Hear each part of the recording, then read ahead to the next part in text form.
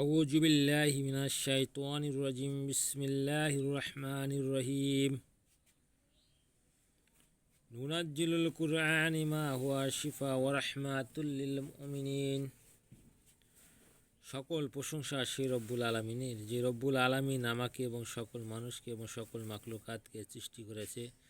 সে রব্বুল আলামিনের প্রতি শুকর আদায় করি, সকলেই বলে আলহামদুলিল্লাহ। প্রিয় দর্শক ভাই ও বোনেরা, আজকে আমি আপনাদের মাঝে আরও একটি সুন্দর গুরুত্বপূর্ণ তদবির নিয়ে হাজির হয়েছি। এই তদবিরটি প্রত্যেকটি মানুষেরই দরকার।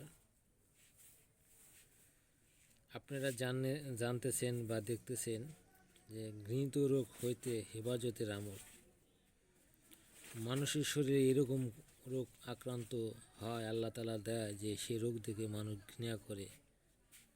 জানি না সে ব্যক্তিকে আল্লাহ তাআলা কোন পাপের ফসলের কারণে তাকে এই রোগগুলা দিয়ে থাকে। যে রোগগুলার মানুষ দেখে ঘৃণা করে, যে রোগগুলাকে মানুষ পছন্দ করে না, মানুষ যখন অসুস্থ থাকে, রোগী হয়, তখন মানুষ আফসোস করে।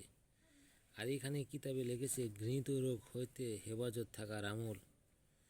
তাই আশা করব সকল মানুষকে আল্লাহ তাআলা সুস্থতা দান করুক এবং সকল ঘৃণিত রোগ থেকে আল্লাহ তাআলা হেফাজত করুক এবং সকলকে আল্লাহ তাআলা সুস্থভাবে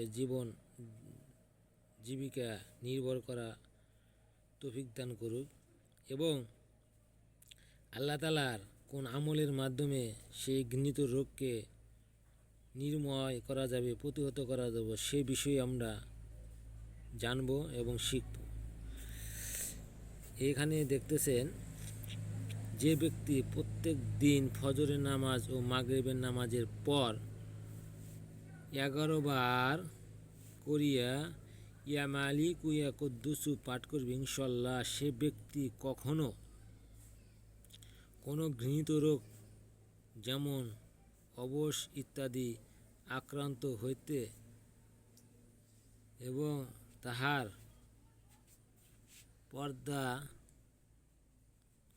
ও শরমের জায়গায় কখনো কোনো জখম বা রোগ ব্যাধি হইতে নানা তাহার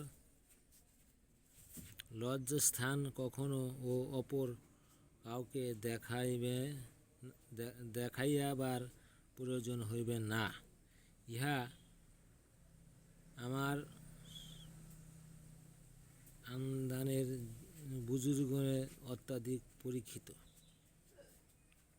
খানদানের বুজুর্গদিনের অত্যাধিক পরীক্ষিত। তাই বলবো আপনারা এই আমলটি করবেন। আমলের মাধ্যমে এই সমস্ত খারাপ রোগ বা লজ্জাজনিত রোগ থেকে মুক্তি পেতে পারেন। যাতে এই রোগগুলা থেকে মুক্তি পান, রোগগুলা থেকে মুক্তি পাওয়ার জন্য যে আমলটি এখানে দেওয়া রয়েছে ঠিক সেই আমলটি করবেন।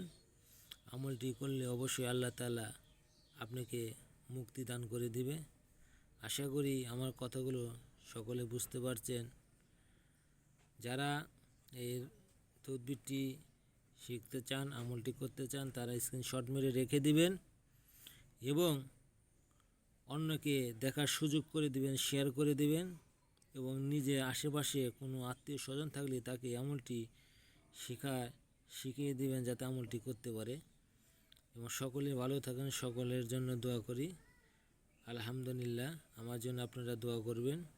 আর যারা চ্যানেলটিকে সাবস্ক্রাইব করেন না, সাবস্ক্রাইব করে দিবেন এবং ইয়া কুদ্দুসুর আরও কিছু আমল রয়েছে, আপনাদেরকে সেই আমলগুলো আমি দিতে পারি। আসসালামু আলাইকুম।